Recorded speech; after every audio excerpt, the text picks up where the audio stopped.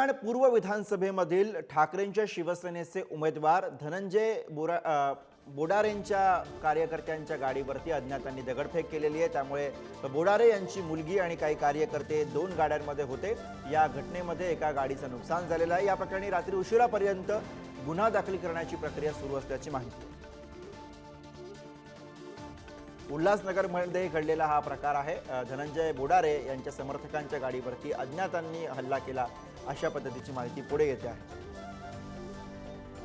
ज्या गाड्या फिरतायत त्यातून काय पैसे वाटप होत आहे अशा प्रकारचं फोन आल्यानंतर आमचे काही कार्यकर्ते, माझी मुलगी त्या ठिकाणी गेली धनश्री, ते त्या गाड्यांच्या मागे जात असताना 10 ते 15 लोकांनी त्यांच्या गाडीवर घेराव घातला। त्यांनी गाडवली यांनी आणि मग गाडीवर ते लोखंडी दांडे, बॅट, हॉकी स्टिक, स्टंप यांनी हल्ला केला।